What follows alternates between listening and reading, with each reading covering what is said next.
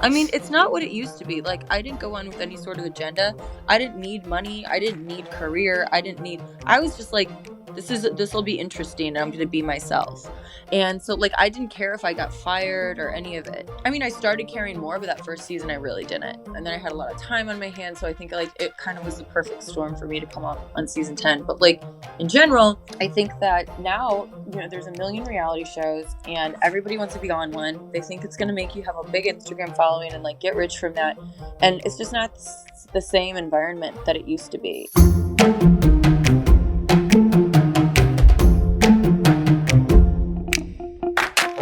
Welcome to Cocktails and Gossip, the podcast where we drink cocktails, but you better believe we're going to spill the tea. We chat reality TV, celebrity blinds, and the hottest tea from BravoandCocktails.com. And as always, it's all alleged and just for fun. We do not verify our blinds. I'm B. And I'm Amanda. Let's get into this week's tea. What's up, cocktailers? Hey, everybody. We're so excited. This week we have a special guest. We have Megan King. Hello. Hi, Megan. Hi, thanks for having me. We finally meet. We finally meet. I love Megan. She's one of our favorite housewives, and we miss you on our television screens. And we want to know I know you're working, I know you're a busy lady. What projects are you currently working on where our listeners can catch you and all that kind of stuff? So I recently launched retreats for women's growth retreats called Gaia Haven Wellness. So I'm doing a day treat, which is just a retreat for the day at the Le Méridien in St. Louis, Missouri on August 24th. And tickets are available at GaiaHavenWellness.com or on my Instagram, Megan King. Amazing. I will link that for you guys in an Instagram story. Thank you. So that you're able to find her that way. I love it. So we saw you recently on Watch What Happens Live, Megan, and you, whenever you make an appearance, you keep the people talking, which is what made you such a great housewife. So you made a comment, which I found very funny and accurate, about Louis reminding you of Brooks. Yeah. It's like, you just kind of get that vibe, And then Jen Aydin came out, and now you guys are kind of going back in your stories with each other. Well, I saw that. So, like, I just did a live podcast with Zach Peter, and he asked me on stage, we were at the City Winery in New York, and he asked me on stage, well, what do you think about the comments that Jennifer Aydin said? I didn't know who Jennifer Aydin was, and I wasn't being rude. I just didn't know. And I have, like you said, I'm busy. I have 3 little kids. I'm a single mom. Like, I travel a lot. I'm trying to start a new job selling private planes. I'm busy. I don't have a lot of time to watch TV. And when I do, I can promise you it's not going to be any Real Housewives of anything. It's going to be like some good shit. And so, Great. I just didn't know who she was. And so then, I was in the car going to the airport yesterday with Zach, and I was looking at my Instagram, and that's when I saw for the first time her response. And I was like, wait a minute. I think I do know who this person is. I think that we had texted before, like DM'd. So I go to her page and I looked at the DMs, and I was like, well, this is ironic because she's asking about her dating apps for her sister. So, like, she's literally like asking me for advice on the thing that she's trying to dog me on. Which, like, right. Is it worth repeating what she said or no? Like, I don't care. Just for anybody who might not have heard what she said, just to catch. What did she say? Something about my track record, or I shouldn't talk about Teresa. Also, she said, I wouldn't take advice. And then in her story, she's like, you should take advice on men from me. And then I guess a lot of her followers were giving her flack, like, why would we take advice from you because your husband cheated on you? Because then she did another story and she was like, well, yeah, but we've been married 21 years, so take advice from me. And I was like, this is going nowhere fast. I don't think I'm really actually giving advice to anyone. I'm literally just making an observation, and I'm not trying to give dating advice. I'm not trying to tell Teresa to, like, break up her marriage or anything. I just am making an observation that Louis seems like a complete narcissistic slimeball. Well, what's interesting too, and what we mentioned on here, is that Andy has been asking everybody that comes on their opinion on Louis, which is kind of odd. Like, okay, Jersey stopped filming a couple months ago. obviously a lot of people online are saying exactly what you said, that he seems like a narcissistic slime ball. But why does Andy keep asking people? Probably because Andy doesn't like him. Okay, see, because you would know better than us because you actually know Andy. Right. So is it like Andy's trying to turn the audience on him? That's what my intuition tells me. Like, I feel like Andy, he has his, he's still human, and I think he plays favorites. And so he probably feels protective of Teresa. I think that he really respects and loves Teresa. And I don't know.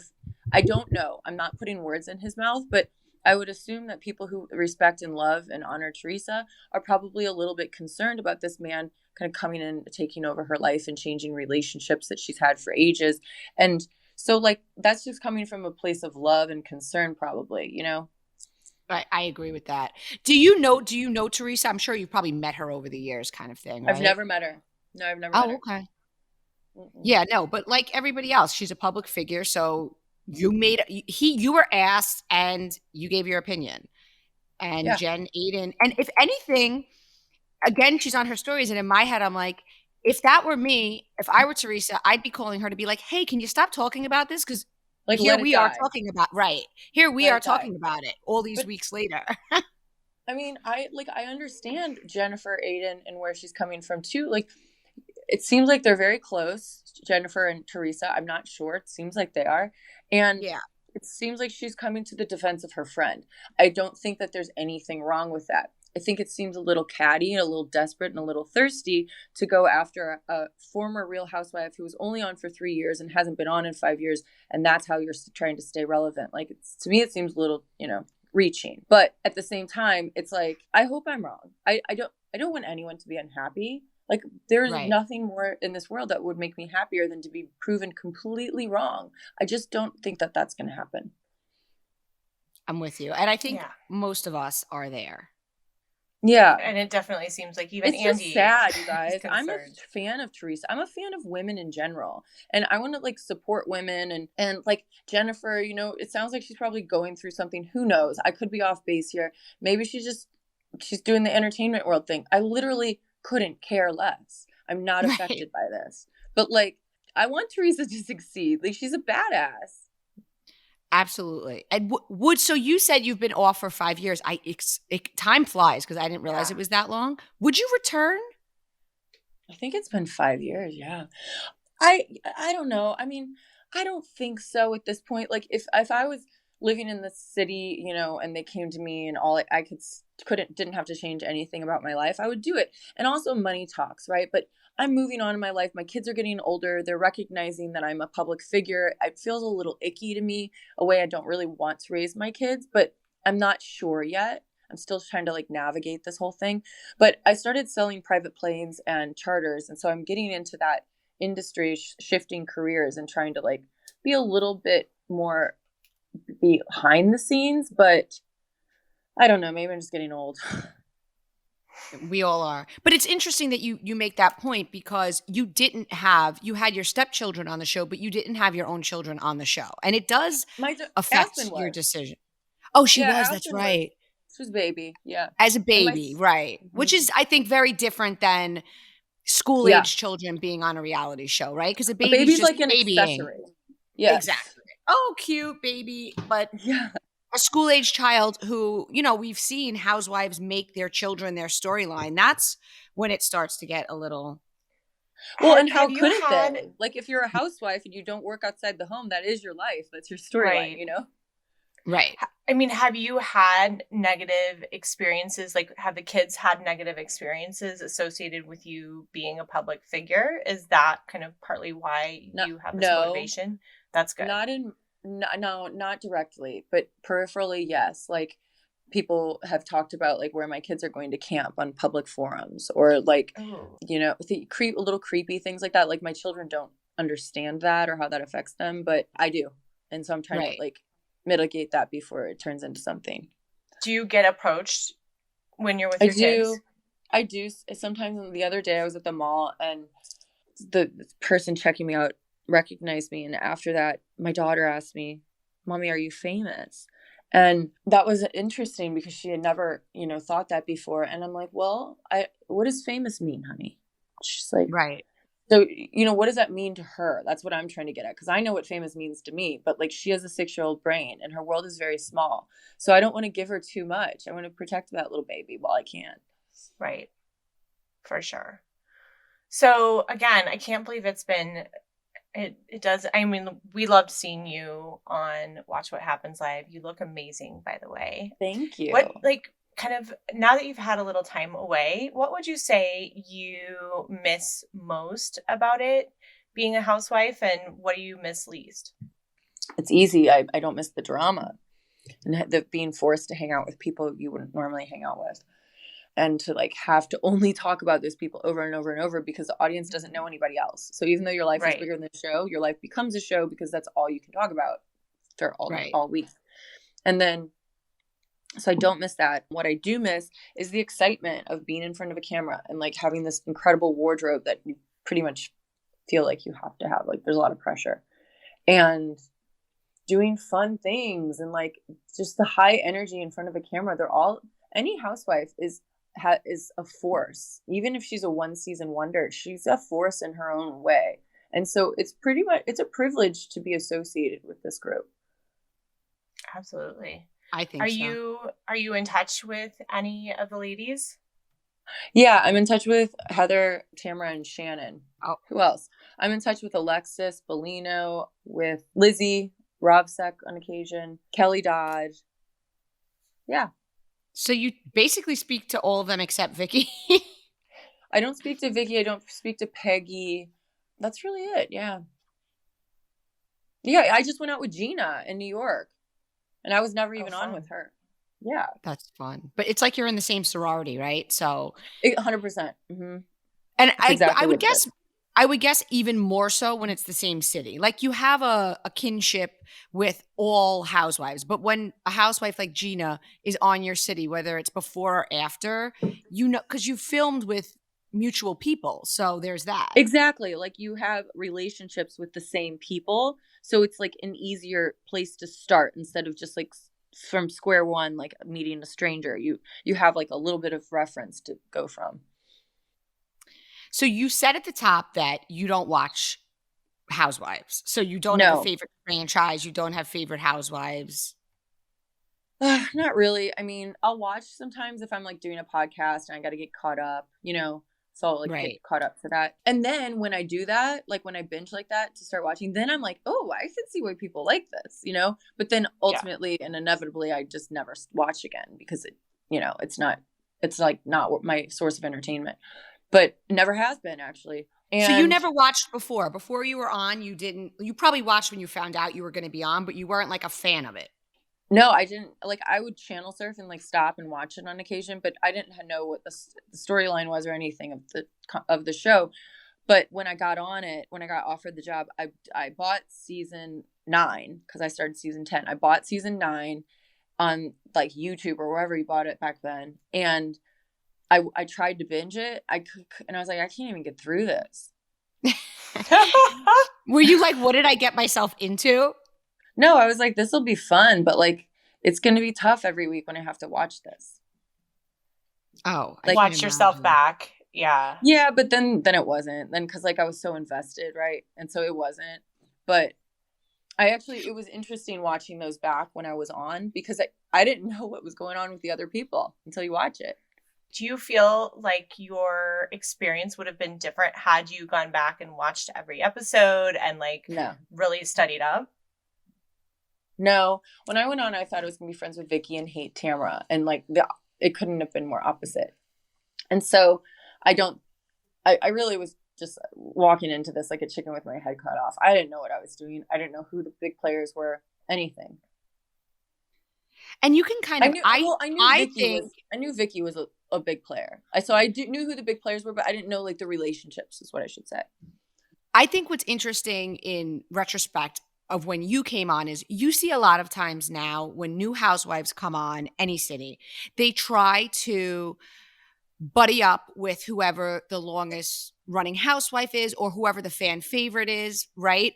So that they're kind of aligned with them. And with you didn't do that at all. You kind of walked in and just decided who you liked and didn't like based on which is how it should be, which is why. Yeah, but like, it seems inauthentic when these girls come on and they automatically, just no matter what that housewife does, stands beside them because they know that it could secure them. Are you kind of, and I'm not trying to be snarky here, I'm truly trying to ask a question. Are you kind of referring to Jennifer Aydin and Teresa? Yeah, well, so Teresa has that with Jennifer Aydin for many years, and now the new girl Danielle was that way to both Teresa and Jennifer. Wait, how long has Jennifer been on?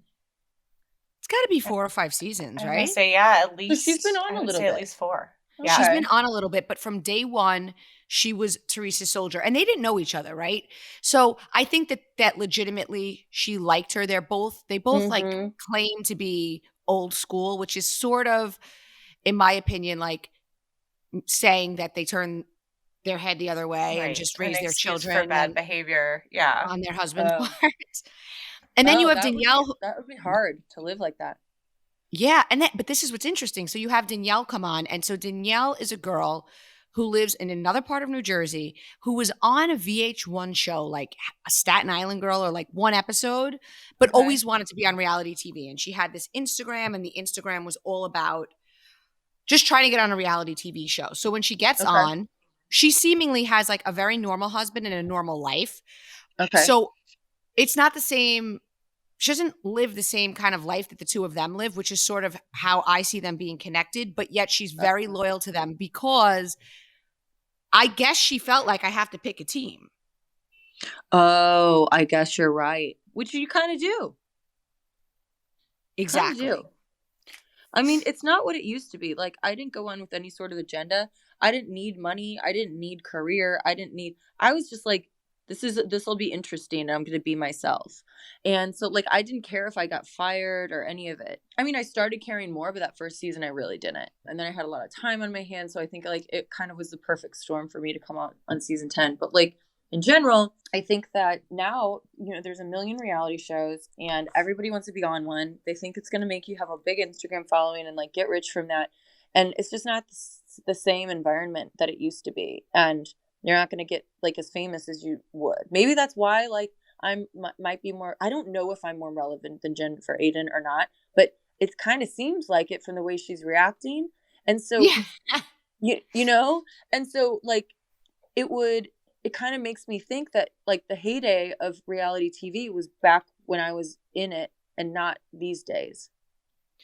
And there is some talk that people are saying like, is Housewives less, or people like, it seems viewership is down. I also think that what I realize as like, because I have my Instagram and my website, what I realize is that people aren't necessarily like, I'm a Bravo fan. I like most shows on Bravo, right?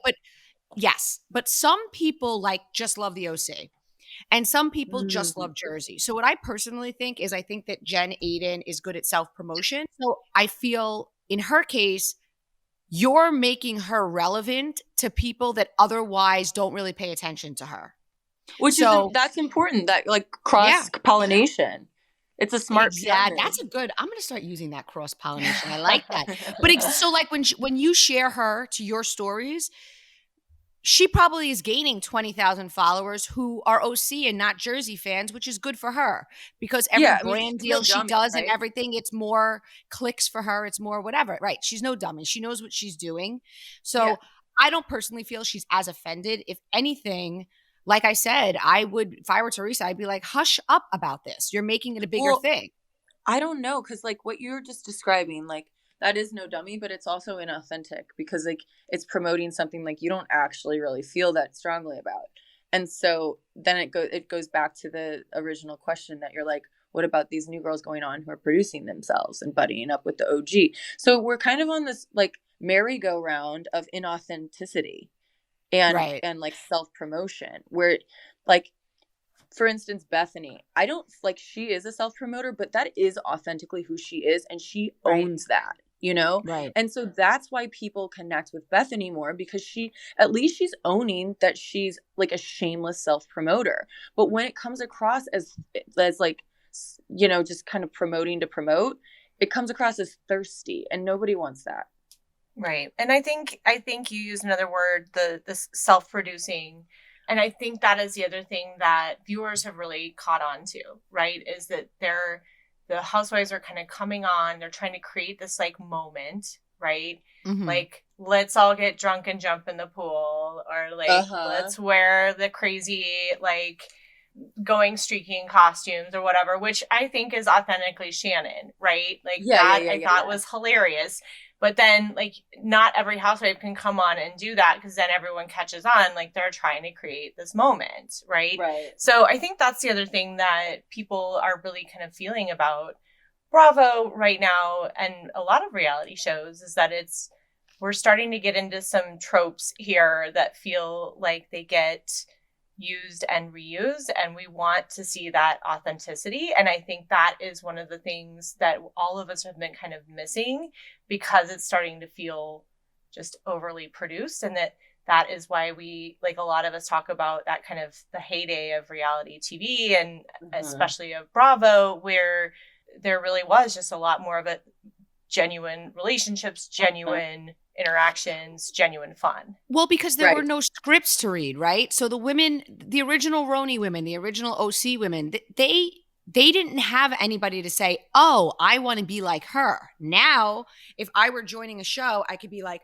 okay, I'm going to be like Sonia with a splash of Meghan King's detective skills, with a splash of Teresa's silliness that everybody likes. Like, you know what I'm saying? So yeah, you're right. I do, and I do know that with the new New York City, which Meghan, you should definitely watch it, because it's so good. It's really good. They really, the casting, and I can't say how I know this, but they really took a very long time casting and went through a lot of women. But ultimately, it's very hard to know who's going to go on there and play a role, or who's going to go on and be a Bethany or be a Sonia. So far, we were only a couple And will there be chemistry too? Yes. Like, the chemistry between the women is so important, and I think that's the other thing that's just so hard to get. Yeah, I think that's probably why OC, like, well, not just OC, but like a lot of these franchises have been struggling, because like it's one thing to have like an authentic like group of friends, but then it's another thing to have them be interesting and also good in front of the camera. Well, because we were all sick of Vicky, and we were also all sick of Tamra. But when they removed them, they were getting these. It was like a flop after a flop. Mm-hmm.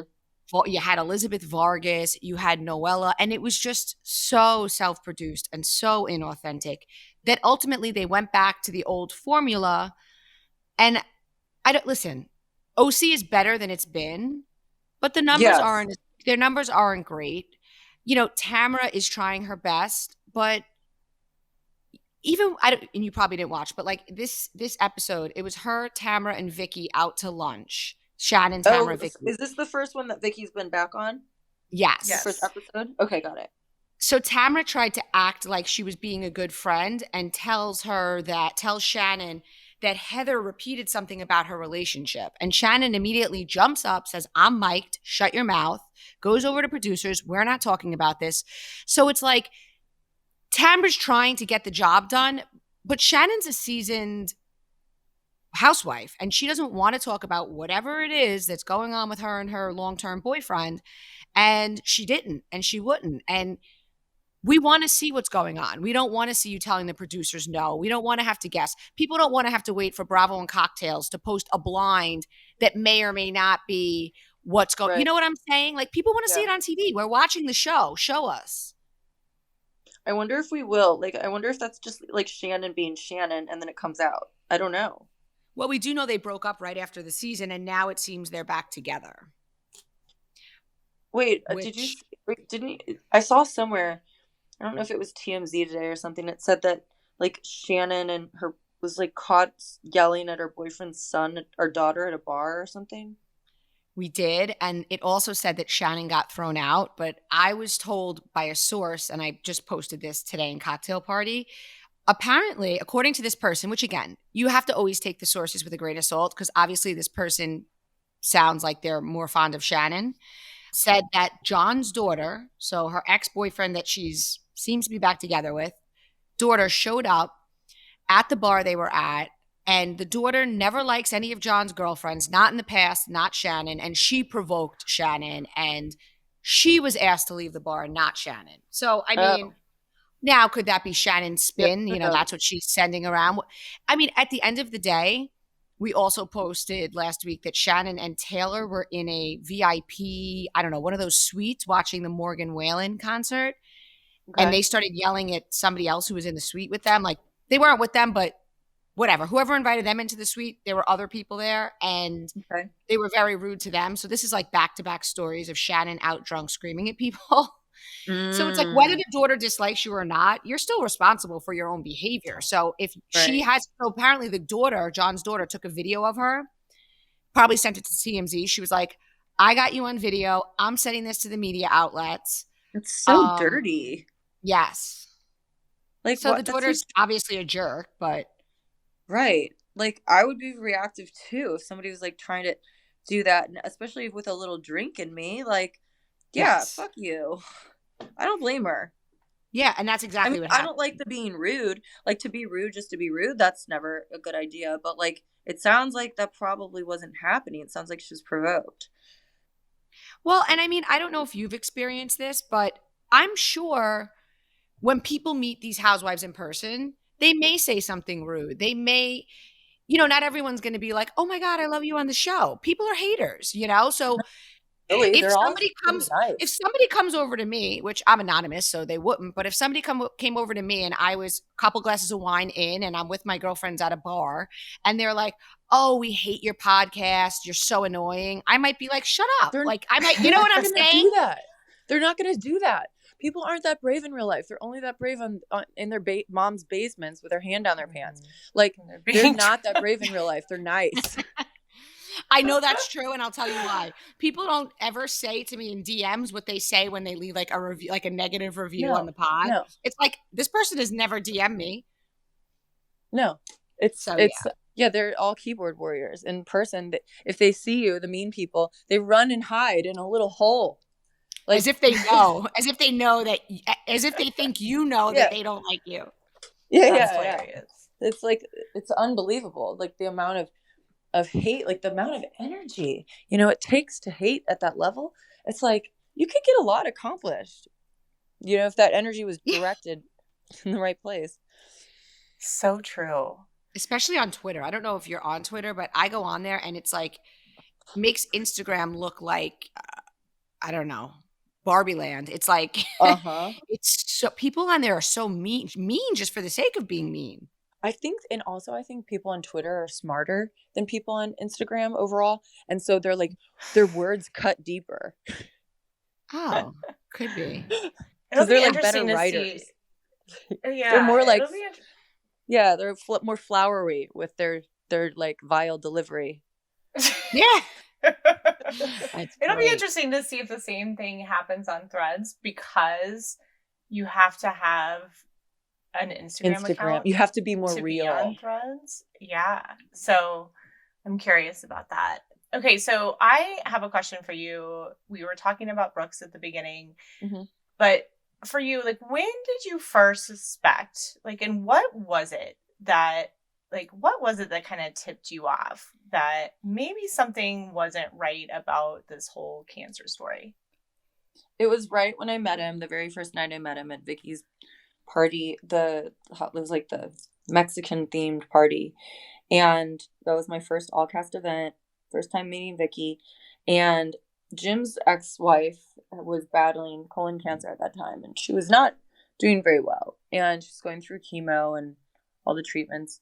And I knew that Vicky's husband, our boyfriend Brooks, was also going through cancer treatments and chemo. And so I was like, oh my gosh, like, here I am entering this brand new show, like, with these really powerful women who are strangers. I'm way younger than them. Like, what are the chances that I would have an ally in this sort of journey on this tiny little cast on this show I just joined? And so I meet Vicky and I tell her, you know, I'm very sorry to hear about, you know, your boyfriend and his cancer or whatever. I'm also going through like a similar situation. And then I asked something about the treatment. Like, you know, do you go with him often, or like what's his schedule? Like, does he go regularly, or is he on a break right now? Something like, it was a personal question, but it was a broad personal question. And her response was very dismissive, like so dismissive. Like normally if somebody's going through that, you're like, oh my gosh, I'm so sorry to hear that. Yeah, like we'll have to talk about this later. We should grab lunch and discuss, like share best practices and like support one another, lean on each other. It wasn't that. It was dismissive and no response to the question I asked, and she walked away. And I remember thinking, well, that was unlike any response I've ever gotten. What is going on? I didn't think he was faking cancer at the time, but my like light bulb went on in my head, like, pay attention. Right. Well, it's something that, and those of us who have, as you had very sadly, somebody you were close with that was so sick, it brings you together with it's something that people relate to each other with. And as you said, want to help each other and want to share resources. And, you know, where is she getting the treatment? If, you know, if it's such a great treatment, maybe we should look into, like, of course, that's that would be anyone's natural response. It isn't like you were saying, it isn't like you were accusing him of not having it. Like, you know, like, so they definitely played it wrong. So I guess the follow-up question to Amanda's question would be, so right from the beginning, you think Vicky knew it was fake? That's a harder question for me to answer, because I didn't personally know Vicky at that point. I don't personally know her at this point. So I don't know her well enough to know what was going on in her head up until that point. But at that point that I'm discussing, I think she absolutely knew that he did not have cancer. But I don't know, you know, the process leading up to that. Right. I mean, I was always under the assumption that she, like, I don't believe that they sat at a table and were like, okay, we're going to make up a cancer. I think that he led her to believe he had cancer. And at some point she realized he didn't, but probably in her head thought, oh, he's a hypochondriac and he got himself so, like, she must have rationalized it for herself, because otherwise you have to admit to yourself that you're dating a monster. Like, normal people don't lie about that. It's like Stockholm syndrome, but it's not, because I think it was just like a case of desperation, and she was the victim, but like she was also a co-conspirator. So at what point do you stop becoming the victim and start becoming a co-conspirator? Yeah, totally. It's when you find out somebody did something and you continue to support it, now you're part of the problem. And I understand that is nuanced, because like it's not just so black and white with, you know, this is wrong and this, like, there's other factors to consider. How will your life change if you break up with this person, if you expose them for being the liar that they are? Like, you might need some time to process that, and you're not going to get it. So like, which is understandable and relatable, but it's also wrong. Right. And also, you're currently filming. So maybe she's saying, like, you know what, let's just get through filming and I'll address this with him after the fact. I certainly don't want this with cameras up, right? And now you have Megan come, who blows the lid off everything. I remember watching it as a viewer and being like, wait, no way is this guy lying about and then realizing, oh my God, this guy really lied about having cancer. Isn't that crazy? It's like, what kind of balls do you have to do that? And I think he's just bebopping around as if nothing ever happened. Like, I mean, there is this weird phenomenon, right, where people do insane stuff. Like that woman in, I think, was it Atlanta, who faked her own kidnapping, said that she saw a toddler on the side of the road, and it turns out like she was Carly, so upsetting. And like, I mean, everyone was looking for her. You posted multiple posts.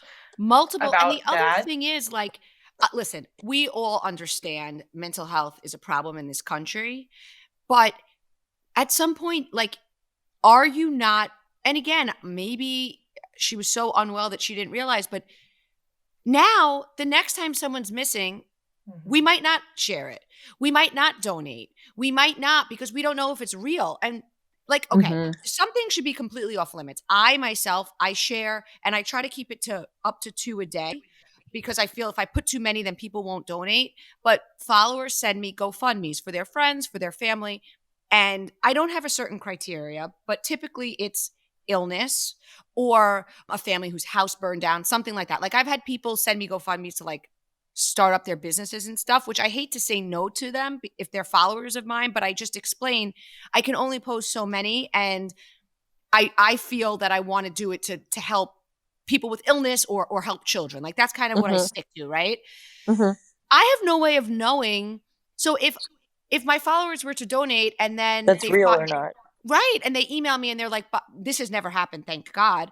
But if somebody were to message me and be like, this isn't real, I know this person, they're just making it up to get money, that would stop me from sharing them, right? Because now I can't with good conscience ask people to donate to something that may or may not be. Right. So, right? So it's like, but something should be sacred, right? Like you don't lie about having cancer. Yeah, God forbid, it's bad karma. I would be like, wouldn't you be worried that you're really going to get cancer?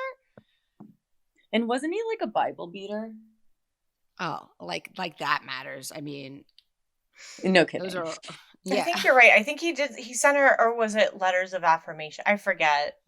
Was it Bible verses? I don't remember. Guys, he's just gross. Like he's a creepy dude. Like I feel uncomfortable around him. Or I feel uncomfortable looking at him on TV. Like I just don't like it. And so did her daughter. I mean, what about Brianna's reaction to him? Yeah. When you were close to him, I don't know why, but I just got this vibe. Was he a heavy breather? Like he's like a creepy heavy breather. I mean, he definitely seems like a mouth breather. Ugh. Right. Exactly. Thank you. That's exactly what I meant. Yes. And what about Brianna's reaction to him? Like, what was your opinion on that? Brianna doesn't like him, right? She didn't like him at all. And he said really disgusting things to her.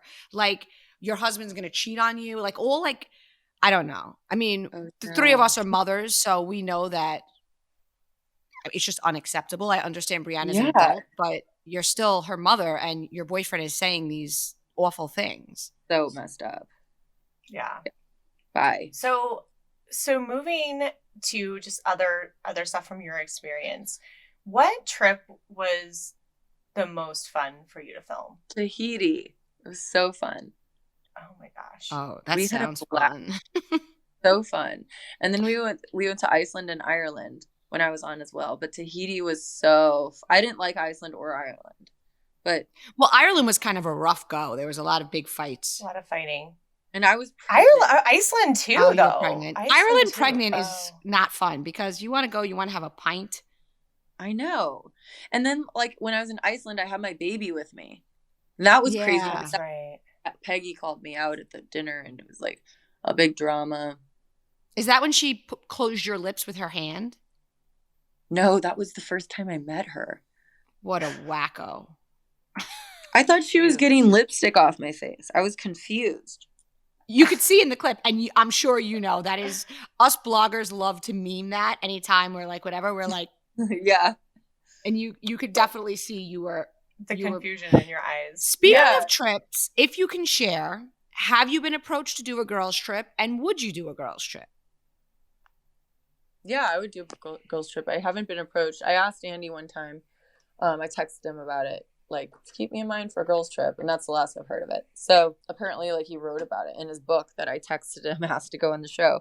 But no, yeah, definitely I would do it. I kind of feel like it's going to happen, actually. For sure. I mean, and the fans still ask for you. And now you created this drama with Watch What Happens Live. And I have followers messaging me, like, as these stories are going on, saying, B, put it out there. Let's get Megan on a girls' trip with Jen or Teresa. Yeah, maybe. Yeah, that's actually a good point. And that would be great. You just have to secure a babysitter for a week. It's fast money. You're on a vacation. What could be bad? I know. So are the trips, are they grueling? Like, are they more grueling than a normal schedule? Yeah, because it's nonstop. And they want to film you like when you wake up and when you go to bed. And all the things in between. Then you're gonna have a different outfit, and like you got to change, and you get mic'd up while you're like already drunk from the night before. Like it's a lot. Oh, talk about Sunday scaries. No kidding.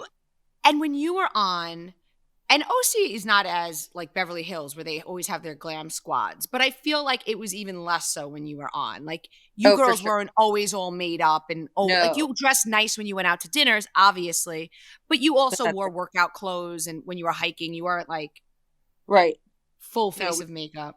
No, not like it's different. No, I'm not that kind of girl either. Yeah, I mean, because like again, like your genuineness, I don't know what the word is. Your authenticity, genuity, all of it. It comes through, and that like I think that's why we like you, right? Because you're you're not afraid to ask the tough questions, and you're not afraid to back down. You don't back down when conflict arises, but you're not just trying to make it either. And I think that's something that we've always really enjoyed. So I want to talk a little bit about some of the stuff that you have going on kind of outside of Housewives. So we read in People magazine at the end of last year that you're making 2023 the year of you. So now that we're kind of halfway through the year, like how do you feel like your year is going, and what do you have kind of up for the second half of this year of you? Well, I think it's been great. Summer's hard with kids and stuff, but I've really been trying to dedicate more of like my free time to my children, and I've taken them on a bunch of vacations this year. We've had a blast, and so I feel really good about that. And like I've organized my house, and I've like kind of cleaned it up a little bit, and so it feels really good to kind of like bring me back now that I'm out of the fog of like being recovery from a narcissist, and I'm feeling clearer. And so the rest of the year, I'm focused on really working my private jet business hard. So talking with like some mentors and from different companies in Palm Beach in a couple weeks to like really get that going. And I see that like I see myself being just like continuing to be financially independent and like live a life that I can provide my children on my own without any help. I love that. And so I guess just rich people rent the jets, right? No, they like, so you can charter a jet, which is renting it, or you can buy the whole jet, which is like, you got to be multi-millionaire, like hundreds of millions. What does the average jet cost to buy? I'd say you could get a nice jet for $5 million, but you could get a really nice jet for 20. And do most of these people just pay cash, or are they financing? They're gonna finance. They're gonna pay like, some will pay cash, but like they're gonna try to finance usually at least some portion of it. Like they're smart with their money and they have a shit ton of it, so they're gonna do whatever makes them the most money. Right, and it's a write-off if they finance it as opposed to just buying it. Probably. No, it's a write-off if you buy it. It's a huge write-off if you buy it. Mm-hmm. Imagine writing off a jet and saving money.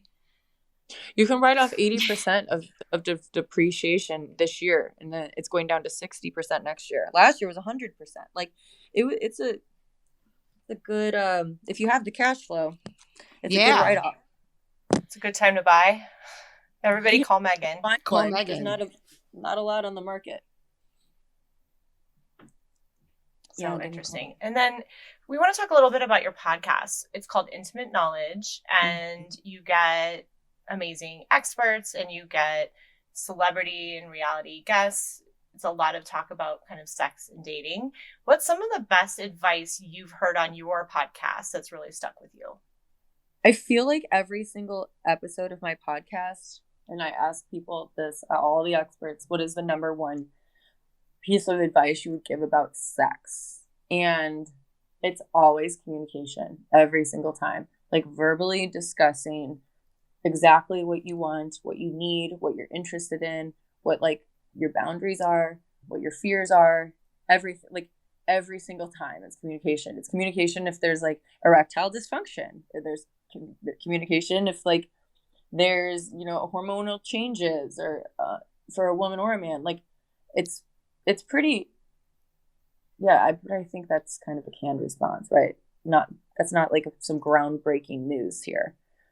But no, it's not, but it's also hard. I think it's hard if you're in a relationship for a long time or if you're in a new relationship, because who really wants to say to their partner, like, well, it's not you, it's that my hormones are all like, it comes with like shame, right? Or what man wants to say to their wife, I can't get it up. I would imagine that most men that man, hey, I know you're 40 years old now, but like we're not having sex as much, and I'm worried that your sex drive is low. Maybe your testosterone needs to be checked because I'm not feeling satisfied as a 40-year-old woman, because that's a woman's sexual prime and it is not a man's sexual prime. And no one talks about this and how women won't be satisfied when they're around this age. Why there's so many divorces? Women start finding themselves. Men go through a little bit of a crisis. Like things shift around 40 years old. And what we never talk about is the woman and how she's not sexually satisfied. Yeah. Do you watch And Just Like That on HBO, the Sex and the City reboot? I've seen it, but it's not my favorite. They covered this exact topic. Oh, so really? There's a new character. Her name is Seema. She's fabulous, gorgeous, single, and she goes home with this guy. And he pulls out, he's like, yeah, I have some ED problems, so erectile dysfunction problems. And she's like, okay.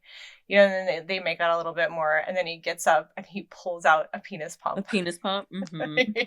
And starts using it. And then the whole thing is about how, like, he is not afraid to be like, I have my penis pump, but then doesn't follow through to make sure that she is satisfied at the end of the sex. And so then she pulls out a vibrator and he gets pissed off. So, that's where they fizzled out. Exactly. Also, if you didn't like the first season, the second season's much better. Oh, really? Yes. I think so. Amanda thinks right. It's good. But I just think it's interesting, and you're in the same age bracket as Amanda and I. And it's interesting when people say that 40 is a woman's prime. If I were to think about that for myself, I also think it's because for me, your children are a little bit older, or then this isn't true for all women, or you're done having children. So you don't, let's face it, when we're young, it's so hard to enjoy yourself and have a fear of ending up pregnant. Yeah. It's a real concern that I don't think men, of course, I'm sure men are concerned about. If they don't want to have a child, they're concerned about getting someone pregnant, but not the same as we are. No, it's different. And even if you're on birth control, we all know people who have gotten pregnant on birth control. So, I think as women get older, whether they have their tubes tied or whatever contraception they use or whatever it is, that fear is gone, or like you're past that part of life. So you can really just worry about your own satisfaction. Yeah. And exactly. It's all of that. And it's also that we don't give a fuck anymore. Like we've been through some real life issues, some real life shit, pretty confident in who we are as humans, at least more so than when we were college age or something. Right. And we're like willing to like step out of the box and talk about things that we weren't we thought were cringy before, and it's not. It's just like you live and you learn and you realize like things aren't that big of a deal. Right. We've seen a lot worse than that. Yeah. So yeah, no, and we're actually seeing that on Roni, one of the girls, Jessel. Am I saying that right, Amanda? Is it Giselle or Jessel? Jessel. So Jessel is, and I don't think she's quite 40, but she's probably close to 40. And she just went through IVF and had 2 twins. Mm-hmm. And she shares with the ladies that she hasn't had sex with her husband since. And they're all shocked. And the thing is, and these babies are at least 1, I think. So they're not tiny babies, right? So these aren't like newborns, which of course, like you're like, of course they haven't had sex yet. They are over a year old. But as they're discussing it, what she kind of realizes it as she's talking about it with her girlfriend, which is why I'm telling you, like, Roni has a very authentic feel because there's like these real conversations happening. But what she kind of realizes and says to them in the conversation is like, I feel like because of my struggles having my children, and culturally she's Indian, and culturally she didn't share it with anybody, not her own mother, no, only her and her husband, because she felt ashamed that she wasn't able to get pregnant and that she had to use IVF. So sex to her became something she dreaded because she wasn't getting the results she wanted, right? Mm-hmm. So now she is saying like she's got to find a way to like it again, to like something that almost became poisonous to her. So there's like, women have so many different confusing relationships with sex, I guess is my point. Yeah. I think men too. I think we all do. And I don't think like we're set up in society to like be successful in that part of our lives. I mean, we have other vital signs that we watch out for, right? We go to the doctor, make sure our heart's doing okay, and we exercise to make sure like our body's in shape, and we read to like give our mind some stimulation, to sleep well, we eat right. But what do we do for sex? We pretend like it doesn't happen, like it's hush hush, nobody talks about it. If there's an issue, maybe it'll go away if we ignore it. And that's our culture, and it's unfortunate. It sure is. So you guys have to make sure to check out Megan's podcast, Intimate Knowledge. Also, let's mention your retreat again, because I know that we'll have some folks interested in it. And you also do travel ones, right? So if people aren't located in St. Louis, do you have a travel one coming up, or will that be on your website? Not right now. I'm going to see how this day treat goes first, and then I'm thinking about taking day treats on the road. So my day treat in St. Louis is from noon to 5 with pool party access afterward. We have an incredible swag bag.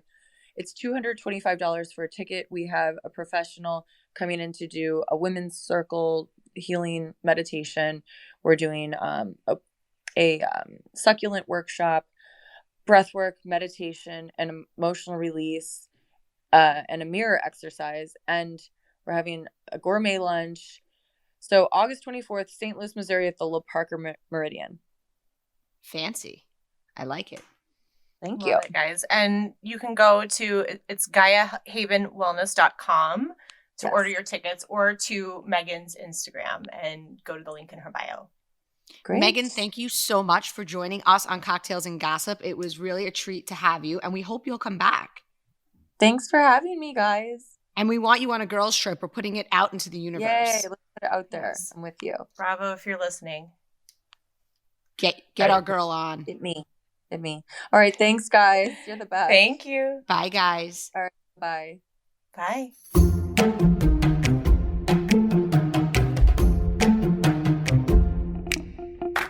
Thank you guys so much for listening. Just want to ask you guys a favor, just getting kicked off. So many people have been asking us to do this podcast. So please do subscribe. And if you've subscribed, go to your podcast app and hit those 3 little dots to share with your friends, but only friends who like good tea, because the ones who don't care about tea, then like forget them. And don't forget, find us on Instagram at bravoandcocktails_, and check out the website, because some great tea gets put there daily that would get us kicked off of Instagram. So thanks for listening, everybody. Bye, guys. See you next time.